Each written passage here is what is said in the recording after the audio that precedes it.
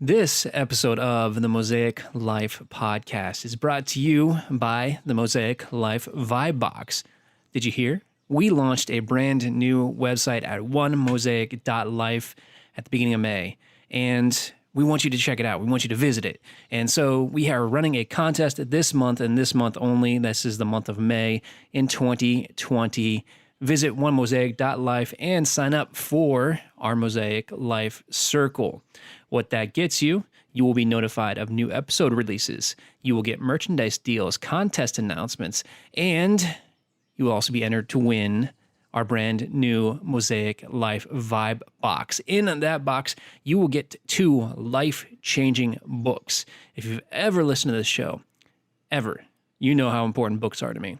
And there's one book I credit above all else at changing my life. You will get that book. You will get a book from Ernie, and you will also get a personal journal for your use.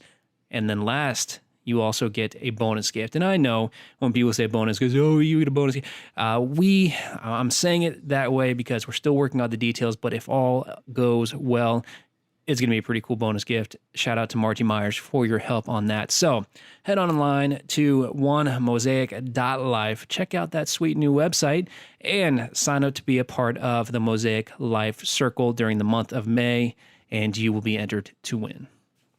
This episode is also brought to you by 2237 Designs. You remember that sweet, sweet website I was just talking about like 10 seconds ago? onemosaic.life. Yeah, that was designed by 2237 Designs. If you or your business or your podcast are looking for a brand new website that looks great and works even better, 2237 Designs is your solution. Avoid the sales speak, avoid the nerdy speak. 2237 speaks your language. You get the tools and resources you need to have a really awesome web presence. On top of that, 2237 Designs also offers hassle-free website maintenance, website hosting, domain name management, and all the tools and resources you need to make sure your business is looking squeaky clean online. And if you haven't figured it out already from prior episodes, 2237 Designs is a company run and operated by me, Trey Kaufman, which means you have a feel for who I am. You get me, and my goal is to get you. If you're interested in learning more, please visit 2237designs.com and use the contact form at the bottom of the page to reach out, or you can email me, Trey, Trey, at 2237designs.com. And if you move forward with a brand new website, I am offering listeners of this podcast a free year of website hosting. Again, that's Trey, Trey, at 2237designs.com. Hire your own personal web concierge today. Hello, friends. Welcome to another conversation between Ernie and I. You know, as we move forward and as we record these conversations and interviews, going back, listening to these conversations, I can actually see Ernie and I and the Mosaic Life growing, which is really exciting and interesting at the same time. Since the release of the last conversation, we launched a brand new website, onemosaic.life. And that act alone has really changed a lot of things in our lives. One, our motivation and desire to succeed in this venture has grown tenfold. 2, our attraction to interview guests has also grown. We released an interview with Frank Agan, president of Am Spirit, Nathan Kohlerman with newintention.com, and an incredibly inspirational human being. And we have interviews with 2 other incredibly inspiring individuals already in the can that will be coming out in the next couple of weeks, as well as some really exciting guests on the calendar to join us. And so the theme of this episode is what I'm really trying to drive home. How you do one thing is how you do everything. And so as Ernie and I continue challenging ourselves and each other to be the best possible version of who we are, so too will become the podcast. This will continue growing into a tool and a resource both for us and for the listeners who want to become the best versions of themselves and apply what they've learned here, what they've learned in books, what they've learned in school, and use it to reach their ambitions, their goals. You know, one thing Ernie said, and this actually may have been before we started recording, but I wanted to make note of it. Ernie said, "How do I survive versus how do I excel?" And that is a question that we should all be asking ourselves. Are we just trying to survive, or are we trying to excel? I'll leave you with that. Enjoy the conversation. Welcome to the Mosaic Life Podcast. Life is an art. Every moment a picture painted in time. The color, texture, lighting, all context. The Mosaic Life vision is to cast a warm glow on your masterpiece, highlighting the struggle while showcasing the culmination of years of hard work. Join us for guided meditations, interviews with authors and leaders, and engaging conversation as we explore the depths of our consciousness. Welcome to the Mosaic Life Podcast. We're glad to be back with you today.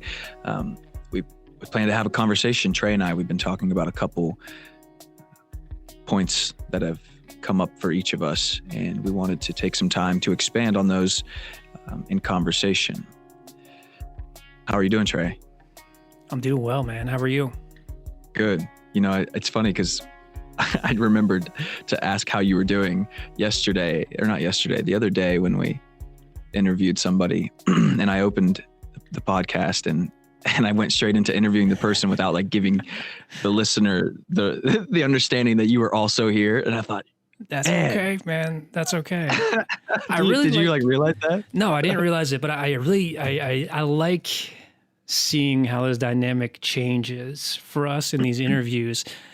You know, I went into them, shaping them, having listened to some of the best interviewers, in my opinion, in the world. You know, Tim Ferriss is a phenomenal interviewer. So is Joe Rogan, but they couldn't be further on either other end of the spectrum. Just the way they interview, it's so different, but it's so well done. And they are the two biggest podcasts in the world. So trying to find our voice, or at the same time, it's no easy task to have two interviewers and one interviewee. Yeah. And so as we find that dynamic right now, it's okay, you knew this person, and so I will let you kind of take lead here. Whereas, you know, if I, brought in Frank, for example, I have taken that lead. I just imagine it's going to continue growing and evolving, and I love seeing it. It sucks that we can't be in the same room right now, but we are making, I think, the best of it, and the feedback we're getting is phenomenal, and I'm so thrilled about it. Yeah, it's definitely, there's a learning curve for it all, and even in the midst of that learning curve, we're finding a groove, and it's helping, it's serving us, and it's serving people that are listening. So that no matter whether I introduce you or not, you jumped in there, and we made a really good conversation. We did, actually. Yeah. Okay. Nonetheless, welcome. Thank you guys for listening, and we're excited to be here. We decided before we pressed record that I would lead us through a little breath practice. So if you have a minute, which I'm sure you do, and you're in a safe place where you can stand still or sit still, I would invite you to participate. This is more for myself, and then, of course, Trey will join too. But anytime we have a chance to reconnect to our breath and, push our awareness or drop our awareness rather back into our body, it's always a great opportunity. It's going to be really easy. So just take a deep breath in and hold it. And as you hold that breath, drop your awareness into your stomach. So imagine that this breath is a bowling ball that's just dropping right down into your stomach. Like you just ate a Big Mac, and you can feel it right there in your midsection. Just let it all drop down. And exhale. So go ahead and exhale. All the way out. Exhale all the breath that you have in your body. And then when you get to the end of your exhale, take another deep breath in and hold it. And as you drop your awareness down into your hips, into your stomach, start relaxing your shoulders, your chest, your neck, your jaw. Let your cheeks and your eyes soften. Go ahead and exhale. Exhale fully. So any of that stale air in your lungs, you can use your abdomen, you can push inward and kind of compress your midsection and push all that air out. And then the last one, take another deep breath in and hold it.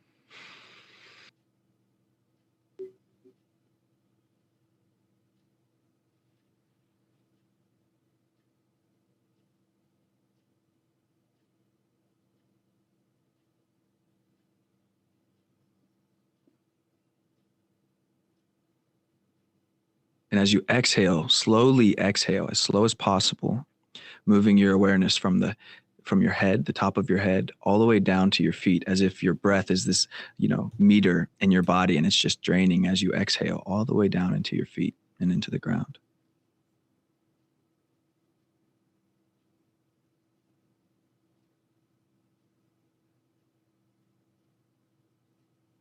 And let the next 3 breaths be natural, but really focus on them. So just however deep it wants to go,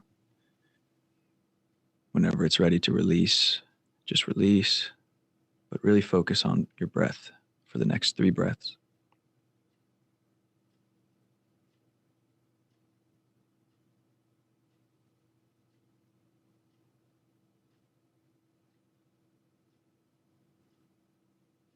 All right. Well, welcome back to the podcast, Trey. I hope you're here and in your human body, although I probably sent you in a rocket ship to outer space. I'm gone. I'm gone. Blasted off. No.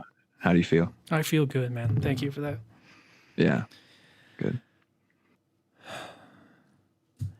How's everything going? Everything's good. I had a pity party for a few days, and What were you pitying? I wouldn't say. I guess pity party is. I use that loosely, but it was I had a few days where I was focused entirely inward and confused. Okay. So I wasn't really. I was focusing all of the pressure I was feeling on myself, and I was confused. So, and I wasn't actively seeking clarity or solutions. And part of me, I think, was aware of that I was in it, but then also like convincing myself that something was actually happening internally or externally. So like half conscious of it and half not conscious of it, I guess is the best way to describe it. And then last night I finally was like, plan one fucking thing.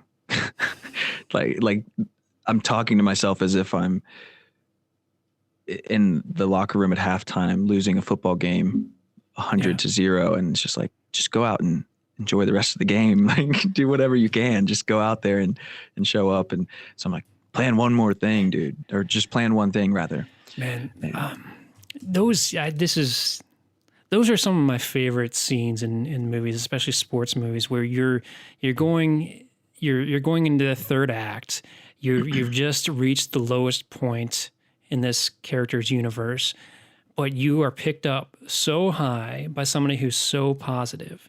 And if you can equate your days, your hours to X, we all reach that dark, that it's always darkest before the dawn thing, the end of the second act.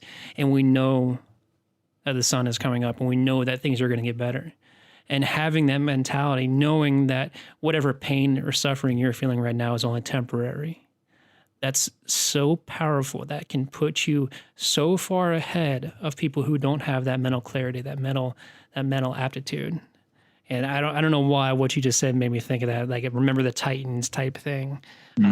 It's really one of my favorite motivational speeches that you can give. Yeah. Well, I mean, I think we all have to cultivate some type of motivational speaker in our head, like some kind of coach is going to kick your ass out of bed some days, or at least I know that I do. And yesterday, last night, it just came to a head where I was like, to the point I had enough. And the 3 days prior, it was actually pretty bad. Like I was, I don't know, I was really emotional, and I felt hopeless in a lot of different ways, overcome with what felt like depression. And in a lot of those moments, it wasn't the voice of, come on, man, just go write one thing down, plan it for tomorrow, get up and do it, and you'll feel so much better. Like, I mean, that happened. I did that last night and it worked, but 2 days ago I didn't do that and it felt much different for some reason.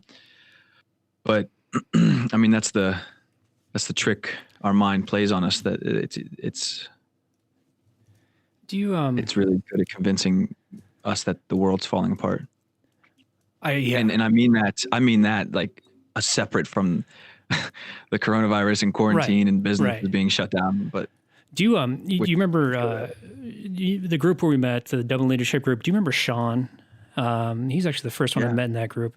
I'm hoping you know who he was referencing, because I don't remember. He told me about somebody who does the exercise 3, 2, 1, get up, or 3, 2, 1, do it, or maybe it's 5, 4, 3, 2, 1, do it. And it seems that's Mel Robbins. Yeah. Okay, that's so simple, but I find myself actively doing that. Like in the morning, like I will count down and I will just get fucking up because I count down. It's weird, and it seems like it's a mental trick that I should not fall for, but I do, and I love it. Yeah. I mean that's great, man. I think we all find these things that stick for some reason with us. Just we heard it at the right time, right? Or we heard it in the right sequence, or we heard it enough times to finally give it a shot, and then we were at the part of our life where we could take on something powerful or something simple, and everything timed up well, and boom, it works. So it makes sense that being able to do that works for you. It came about your life at the perfect time, I imagine, and it just works. It's not crazy. No, it's not, and it's I know people are always looking for hacks and better ways of doing things, and what you said, writing down one thing that you want to accomplish and then breaking it out into pieces and little tasks that you can set forth and move forward on. That's extremely helpful. It really is. Yeah. I mean, I just wrote, literally, I put 2 bottles of water on the counter. I said, and then I wrote on a piece of paper, drink water, stretch. Like that was my list. That's good. But it was perfect. Like I know what drinking water does for me. I know how it makes me feel in the morning, and how it wakes me up. And then I know how stretching does too. But they were just like the most basic steps. And I've had a really good day. I've been emotionally sound. I've been very present with my children, and my wife and I had a lot of really good laughs. That's amazing. It's just another one of those times that reminds me that I don't have to solve whatever feels bad before choosing to feel good. And Say that again. Cycle. Say that again. Yeah. I don't have to solve whatever feels bad in order to feel good. I love it. Yeah. That's going on the website. You better believe it. Hashtag. I mean, but really, I'm in all seriousness, like where it first happened, this understanding was when I would, and I think we've talked about this, something similar in previous podcasts, but where I would be in like some type of quarrel, or fight or misunderstanding with my wife, and I would always with anyone, and I always held on to that thing and expected something to happen before I could let go of that thing. And then I just started letting it go one day. Okay, I'm angry for some reason and she's angry for some reason. I'm just letting it go. Boom. And like dropped it. And then went back into the interaction as if we were on our first date. And so I started learning that you can just let go of whatever feels bad, or at least let go of the need to like be laser focused on it, figure it out and fix it. I would like I would like for you, because I think a lot of people who hear that will say, oh, that's suppression. You're pushing that down inside of you that will well up and explode one day. How do you differentiate that from letting go of the negative thoughts and feelings you have right now? Yeah, interesting. Suppression. I don't know the definition of suppression. I know that I've definitely done that in many circumstances. I think the difference for me is when I'm looking at something, and if there's something detrimental and I'm just pushing it away, like if there's something that is in conflict with my morals, if there's something in conflict with my well-being or somebody else's well-being, and I'm pushing it back, I would imagine that there's a suppression there I'm attempting in my life to speak more about what I believe. And so I wouldn't say that that's where I do it so much. What I mean by this is when I look at something and I weigh it against my well-being in the moment. So there's something that feels bad and it's confusing and I don't see it clearly, but I just feel like it needs figured out, right, versus feeling good in the moment. I can dwell and concentrate on it, or I can drop it. So there's a difference in clarity there, I guess. Like suppression, I imagine, is if I'm ignoring something to the detriment of myself or somebody else. And then the other piece is like, oh, there's just confusion that's causing uneasiness. I think to add to your point and to further please do answer my own question is what to do it in a healthy manner. You take the power, you take the energy, the negativity out of the thought. You can still have the thought, but it does not dictate how your blood pressure, your stress levels. It's just there, and you look at it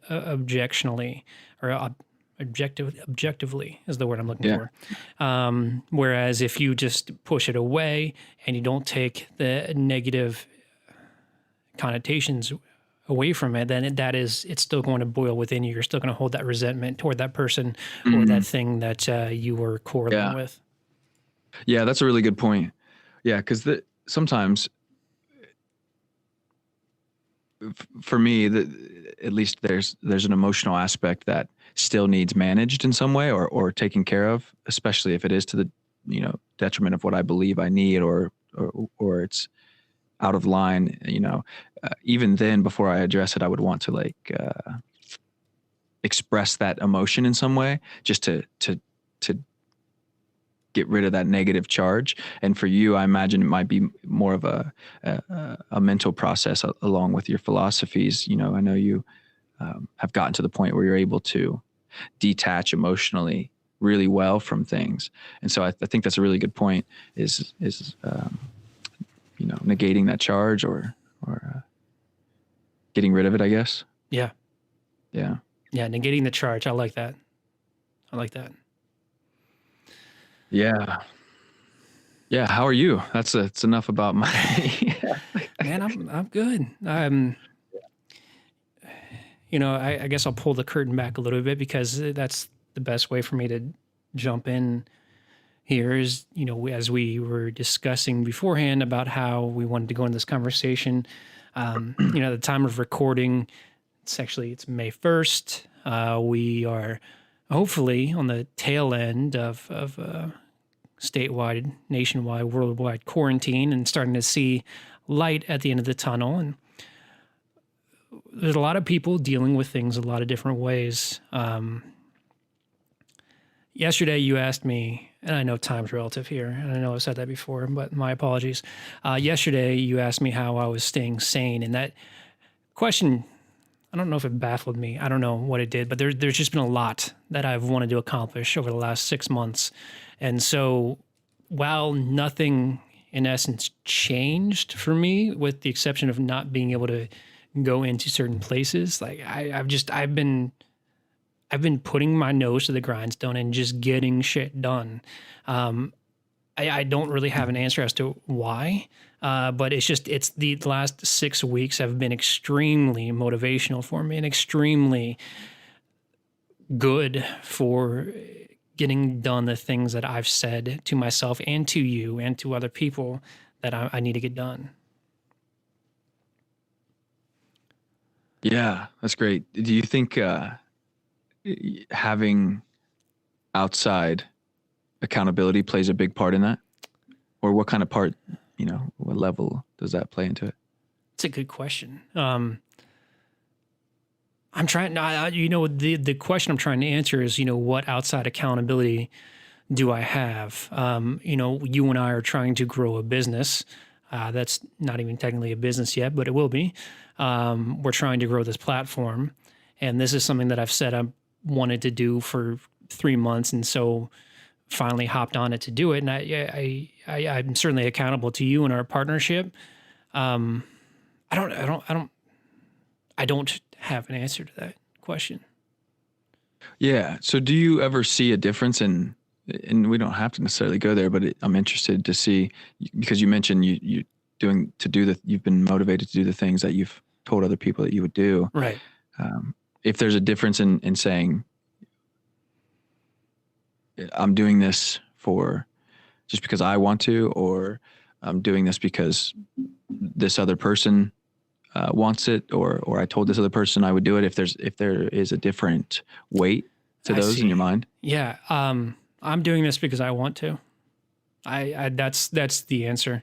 I'm doing this because I want to. Nice. Last October I set out on a year journey to accomplish a bunch of goals.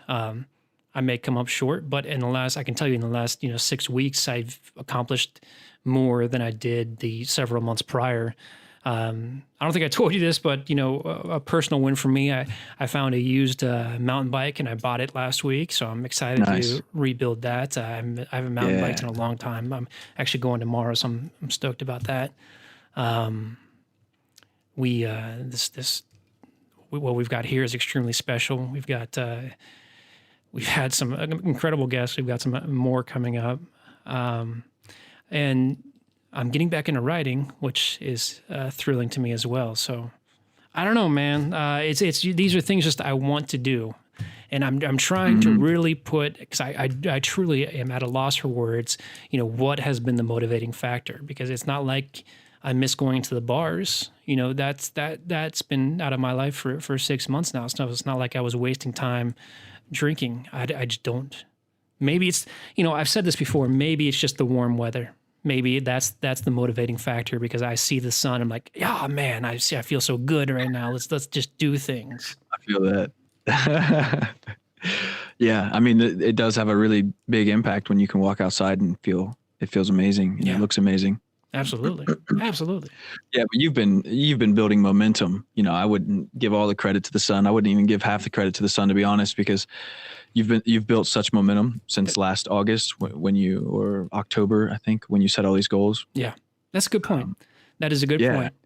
And that is something that I have tried to harp on. I think I did a talk about it. It's just do the work now, so you can build that momentum, because you're not going to start doing something today and have overnight success. That's not how the world works.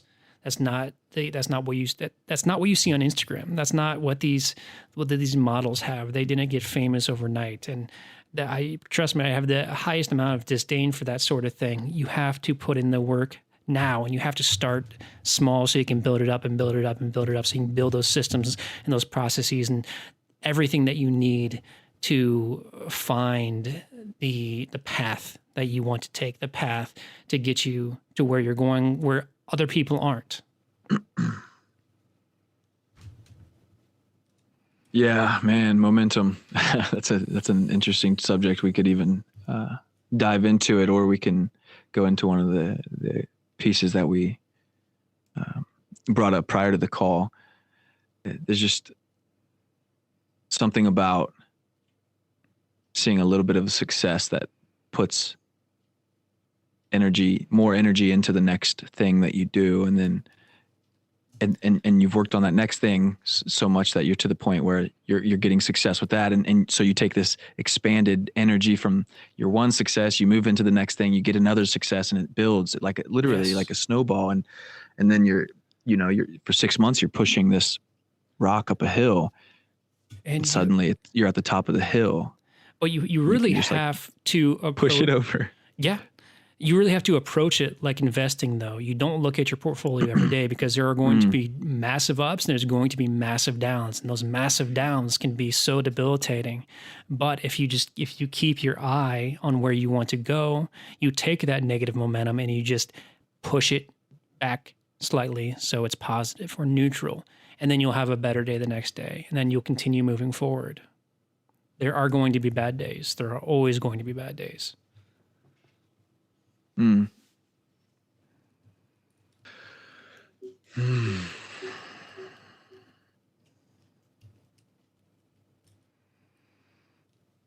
Are you using this time as an opportunity? Am I? Yeah. I'd say it wanes some days. Like I said, I just spent 3 days in a crazy funk, and could have, if you would have asked me, I would have said probably something along the lines of, "I'm a worthless piece of shit." Like, I laugh now because I feel much better. But that's not true, and I know how real that can feel in the moment. But yeah, it's not true. It's not true. But I was feeling it, and I found myself like back in the place where when I was young, and I would close up entirely. I'm this young boy with so much anger and no trust in the world that I wouldn't open a single door to anyone. And I haven't found myself in a place like that in a while. So the past 3 days, I guess the opportunity was to be where I was and not be too harsh on myself. Yeah. Although I said I was being a bit dramatic when I said I would have said I'm a worthless piece of shit. But that's what the mind can do. That's what my mind can do sometimes, is really draw me into a negative place. But if you're talking specifically about the past 6 weeks in quarantine, I'd say I did really make an opportunity of things. And I say that because I'm likely going back to work soon. And so that will cut out 4 days a week. So this is closing down to an end, or so to speak, for me, having this full free time. But what I did find as an opportunity was to create days that I would want if I didn't have to go to a job, if I had plenty of time to pursue my passions, pursue hobbies, spend time with my family adequately as I feel I want to, not being stretched so that I can only spend so much time with my family, only spend so much time on my projects. I started to create the days that I would have if I was doing that. And so that was really nice because it gives me a really clear image of what I'm working towards and why I'm doing it. It's a blueprint. Yeah, the blueprint, so to speak, for sure. Yeah. And so do you have a plan to get back to this place? To get back to these days? Oh man, we would take up another conversation. I've had a lot of shifts. I don't know if we want to go this way yet. And what I love about these conversations is that they're loose. They haven't always been, but they are now. And we can tighten up on in our interviews, but these are the opportunity for us to be real and raw, and have vulnerable conversations that people don't generally have. I'm with you now. So yeah, I guess it makes sense to talk about it. I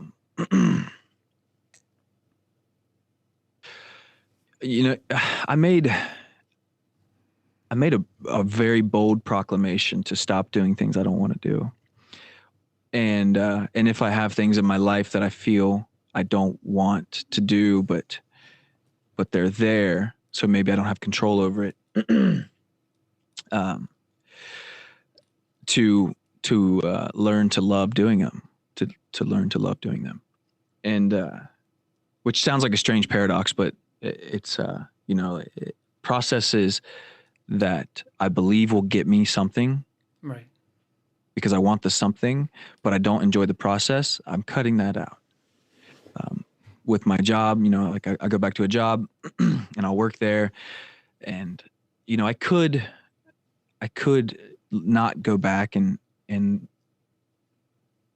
but I don't think financially it would stretch long. So I'm going to go back, and so how could I be a person, or live in a way that being there I can feel love and gratitude and energy from that, rather than being annoyed by it. So this is like the bold proclamation I made to myself. But the point being is, not doing the things that I don't want to do has kind of caused a stir in my mind, because I set those things aside, and for a couple of days it was like I felt really good and excited about how I was aligning myself. But then I had this like internal battle of reaching out to the next like do thing, to get thing. And something about me right now is not wanting to do that. Like, do thing to get thing, do thing to get thing. I'm at a point right now where I feel very sure, for some reason, that I don't want to do that right now. Like, that I'm not seeking things, and that if I'm ever going to seek something, I want it to be from the place of I have everything I need already. That feeling, and I don't, for some reason, I don't feel like I can build both at the same time, like seeking, doing things, and trying to get things, while being okay and at peace with where I am. And so there's this like battle happening where I want to be more still, be more patient, be more grateful. And then there's this other part of me that's like, no, you got to get up and you got to go do this stuff, and you got to get really excited, and you got to build. And so I guess that's where my tornado spun out the past few days. So is that a specific example? Being still, but at the same time having that conflict of needing to be hyped and, getting out there and doing things?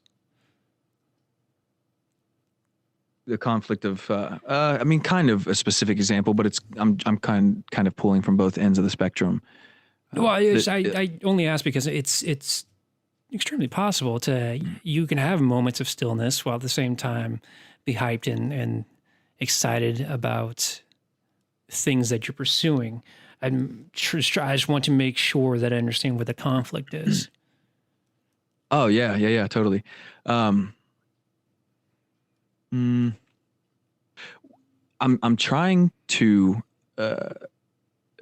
calibrate my awareness around when something's coming from seeking to get something to feel fulfilled or full or alive or fully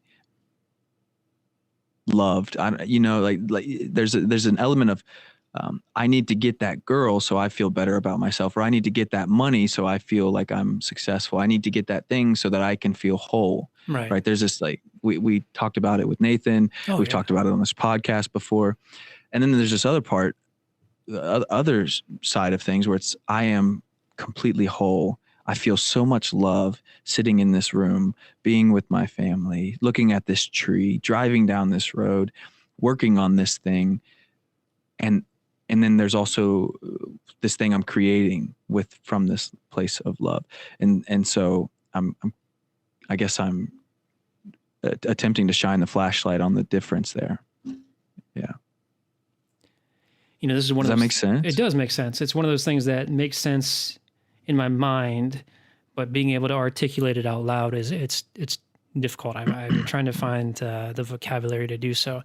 It makes sense because I've been in that place, and I think I was in that place as late as last summer. saying, I'll be happy when I have this, I'll be happy when I have that. And at some point in time, there was an internal switch in which I realized I can be happy right now. Like I all that other stuff would be great, but I have the capacity within me to be happy right now because I'm healthy.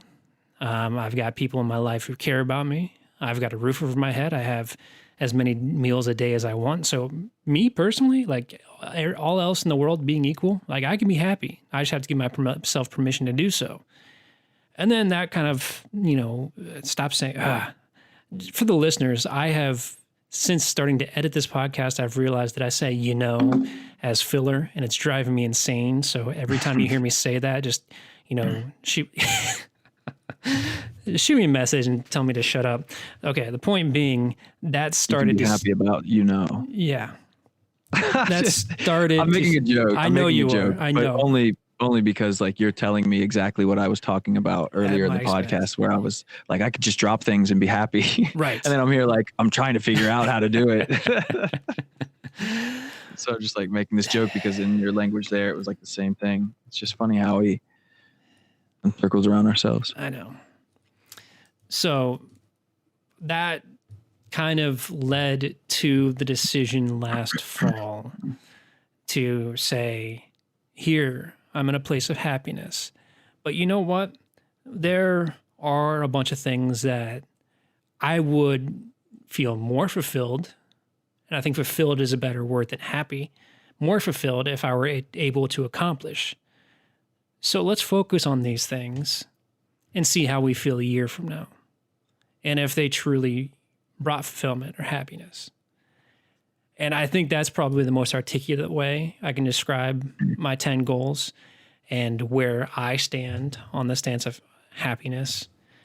The point being, once I was able to look internally and realize that I have the capacity to be happy and I didn't need any other factors or things or wants or desires to have that, that's when I found that. Yeah. Yeah. And you've been doing this now for, 6 to 8 months. Yeah. What kind of things do, if anything, throw you off, Yeah. Get you confused or, Most recently, I may have told you this, I don't remember. We, I think, have all realized in the past 6 weeks that life can be really, really short. And I do enjoy drinking. It's something that I enjoy doing in moderation. The problem is when I do it to excess, and I'm not out at the club throwing down shots. I left that part of my life behind, but I'm also getting older, and 3 or 4 IPAs will knock me on my ass the next day, and that feeling sucks. So there's a part of me that's saying, okay, maybe once this is all over, I'll cut the no alcohol thing short because there's nothing better than going out for a run, coming home, drinking a beer. That's an amazing feeling. So I'm just trying to figure that out. There's some temptation there, but nothing that I've succumbed to. Things that trip me up, motherfucker. that whatever just happened. Yeah. Oh, you said I was wondering why you guys. Yeah, that. Honestly, man, you're driving yourself insane. I am driving myself insane. To an extent, I'll get stuck in front of the TV sometimes watching a show that I'm binging on. I've been a lot better with that, especially since it's gotten nice out. I come and I go in spurts where I will find a show and I'll watch a few hours worth of it a night, which I don't feel good about. But the alternative that I sometimes provide for myself is reading. I've done a lot of reading over the last 6 or 7 months, and it's something that I continue to do. So just the temptation to start drinking again, the temptation to waste time, which is, for the record, there's nothing wrong with taking a reprieve and getting and relaxing. You have to stay sane. You have to be able to go out and know that it's okay to take a break. If you don't, you'll kill yourself working. So I'm not saying don't do that. Just know when it's time to work and when it's time to relax. And all of this, everything we've done on this podcast, I am speaking strictly for myself. This is what works for me. This is what does not work for me. Hopefully other people can glean insights from it. I have to imagine they can, but this is what goes on in my mind, which is a mess sometimes. Well, no, I think that's why this is a good, I think that's why, for me, this is why it's important that we're both doing this. It's not just one or the other, because I feel like we both have, we have plenty of similarities, our desires to be the best that we can be, creative minds, we love to discuss things. And then we also like come from totally different sides of the spectrum sometimes, where you do things a certain way and I do things a certain way. And, it might take me twice as long to get there or vice versa or whatever. Sure. But we approach essentially the same thing from different sides of the cube or sides of the sphere. And so it offers a spectrum. Maybe we'll just use that word for the rest of the podcast, but it offers a spectrum for people to draw from. And I'm sure there are people that listen to this that are just like, what the hell is this lunatic talking about when I go on these like tangents about the spirit and loving yourself. And you know what I mean? But they hear you and they're like, they keep coming back because you're giving structure to how you can facilitate happiness, fulfillment, and lasting change in your life. And and vice versa. There might be people that get on here and they love the poeticism of how I speak about all of my ups and downs, and then you're talking about like doing a spreadsheet or doing something like a cold shower, and they're like, what the hell? I'd rather romanticize about it or something. I guess I'm being very general and facetious, but that's why I think it's important that we both come to this, because we offer so many different perspectives. I'm with you. I agree with you. And at the risk of turning this into a circle jerk, I really think that we add a lot of value for a very wide range of people who are on one end extremely driven for success and have a narrow vision where they're not willing to step outside of it and not willing to explore other areas for how to calm their nerves through meditation and through, insightfulness and self-reflection. And then you have people on the other end who are so in tune with themselves and just looking to expand upon what they already have in their lives and how they can grow as individuals. We've got people from all ends of the spectrum who come together because you and I offer very unique perspectives. And I think that's what's helping drive us forward. Yeah, absolutely. Yeah, so I have an interesting question that we can draw towards a close with, if you want to entertain it. Yeah, what's your question? Okay. When you look back at this year, and so you have full permission to be in your 70s looking back at 2020, or you can even be, next year looking back, what will have been the next best decision you make? So from now, what would be the next best decision you make? But you're looking back now from the future and you say, man, last May 15th, the best decision I made was to do XYZ. Man, this is gonna sound so self-aggrandizing. Man, right now, as you and I are recording this, we're on the midst of launching a very extensive web platform for this podcast, and I've honestly probably put 40 or 50 hours into building it, and I'm extremely, extremely proud and excited to launch it. And I really feel good about how it and specifically the last 2 interviews that we conducted are going to propel this podcast forward. So maybe right now I personally have a little bit of tunnel vision because I think that going, I don't want to say all in, but I don't want to short sell it either. Going full steam with this podcast is something that you and I have been very in sync on over the last month.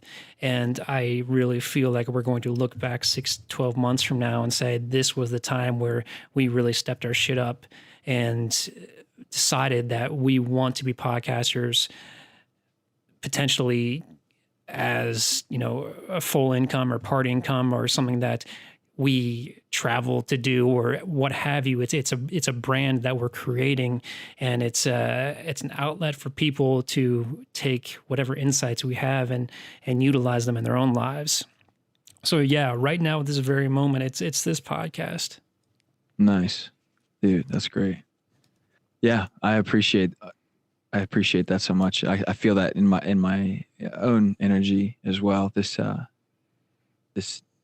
diving deeper into what this is becoming. So yeah, that's great, man. Do you have the same answer? Is there something specifically that you'll look back at? And I really want to, the end of August, let's just say the end of August, we record another one of these episodes and we say, hey, you remember 4 months ago when we had, I can't do math, we reflected on, what the best decision we made or were in the process of making was. I really want to be able to say that. So yeah, unless you have another answer, I mean, that's what I feel.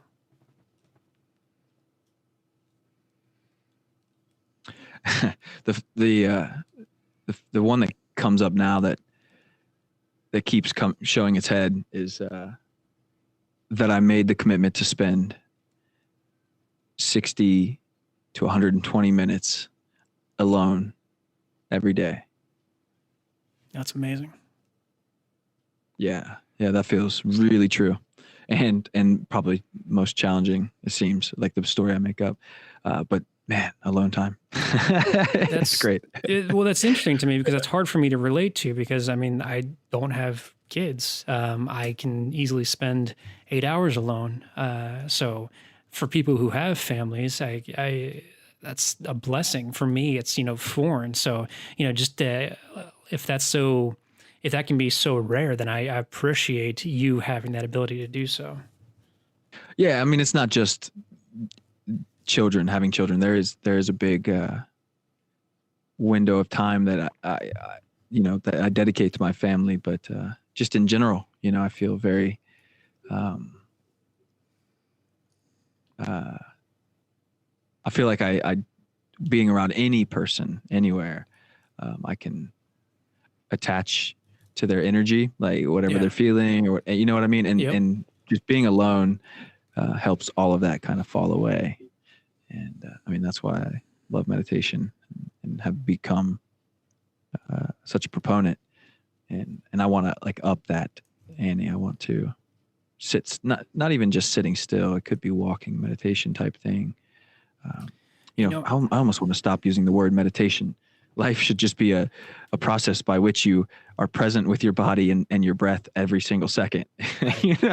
Meditation is just the practice of that. But yeah, that's what I feel I'm yearning towards, is that decision of like an hour or two a day. I love that, always, man. And I will say, thinking about that and really thinking back to last fall when we were getting this started, I just happened to read a bunch of books on Buddhism, one after the other. And I remember having 2 instances where I just felt completely at peace and at ease. And I don't know if it was because I was meditating more or if I was studying that particular philosophy more, but I haven't had that exact sort of elation since then. And that's something I want to go back and find how to accomplish more often. The common denominator for me was the studying of Buddhism. So maybe I need to do more of that over the You also coming said months. you were spending a lot of time meditating. I was, yes. Yeah. So that I would imagine that is the common denominator. Yeah. You know, there's this quote. It's like a meme now, but there's a Buddhist, or I don't even know if he's Buddhist, or somebody sitting on the ground meditating, and then there's a man in this nice suit standing next to him, and the man in the suit, he says, what did he say? Like 10 minutes of meditation each morning, and I'm ready to take over the world.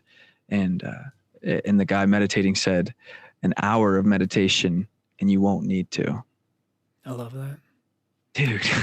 And you know what's incredible about that is we can post that on this episode page on our website at onemosaic.life. So Ernie, send that to me, and I will put that on there. Super stoked, man. I can't wait for people to see the website. I know, they're going to be blown away. At this point in time, everybody's seen it because it's so damn good. Yeah. Timelines. Yeah. That's a funny thing about podcasting. To kind of lead away from that conversation and into probably one final conversation, one thing that you had said that I wanted to touch on, because I think it's extremely important. I think it's very articulate the way you said it. How do you do one thing, or how you do one thing is how you do everything. And I would love for you to elaborate on that, because I really think that ties into everything we've talked about today. Sure. Yeah. You know, how it shows up for me is I set a lot of big goals.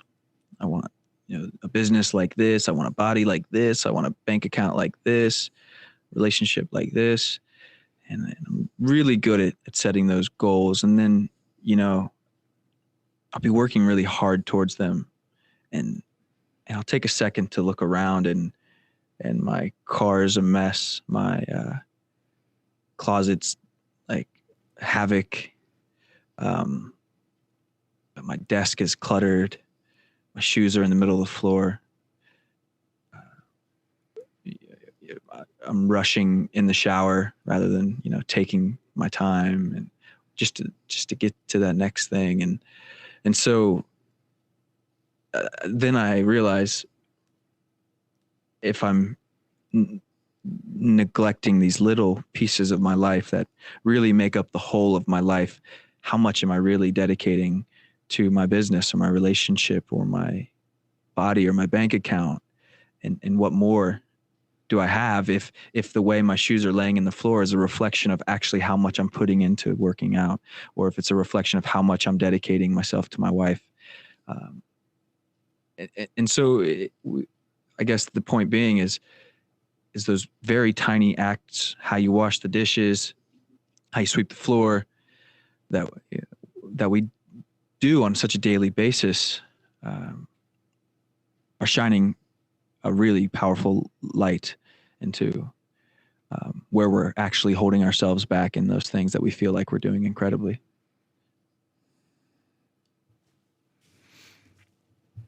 I like that. It's almost along the lines of, if it's worth doing, it's worth doing well. It's just a little Totally. bit, yeah. Totally. Yeah. How you do any one thing is how you're doing everything. And just because you look like you're having a bunch of success in one thing, you're probably just doing it as lazily as you, well, this is me talking to myself, doing it as unconsciously as when I'm putting my clothes away, or as I'm, throwing something in my car or whatever. Yeah. That's what it is for me. To me, it always goes back to, and I think you can translate it into happiness as well. If you're spending 8 to 10 hours a day just miserable and just shuffling your feet along, doing the bare minimum because you don't want to be in the position that you are, but you need to, you don't want to explore other options. You don't want to make the time or the effort to do work that you truly enjoy, whether that be starting your own business or, interviewing for the position you really want. that does translate into other areas of your lives, whether it's your relationships and you're feeling out of touch or out of sync with your significant other, or it's even your hobbies or just living your life in general. If you just spend 10 hours at work and you're counting down the minutes to get to leave and then going to a bar for another 4 hours and just going home from there. This isn't feeling cohesive to me, but the feeling for me is if you're going to be miserable doing one thing, you're going to be miserable doing everything. And I know that's probably an overgeneralization, but I think that also goes back to what you were talking about earlier. Yeah, I guess the point is, if you want to be more meticulous in your morning, then go to bed with meticulousness at night.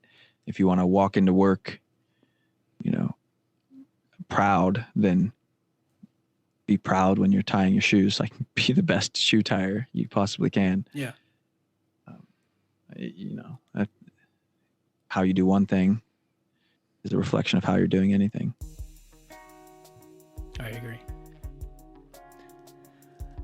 Ernie, thank you for doing this, as always. Yeah, it's been good, man. We'll have to decide I know we left this conversation, but we could find a way to close out these episodes. We have the question, what's the most impactful book that you've read? That's a given. That's going to happen, and then the episode's over. Yeah. It's a good question. It's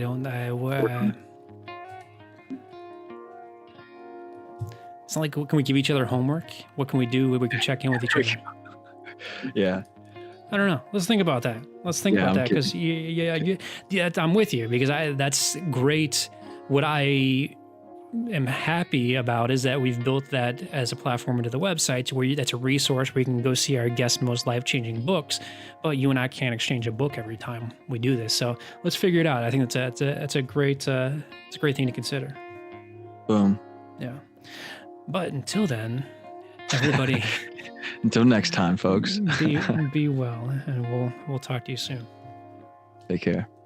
Thank you again for listening and spending your time with us. We know there are a million other things you could be doing, but the simple fact you chose to spend your time with us means so much. And Ernie, thank you for doing this with me.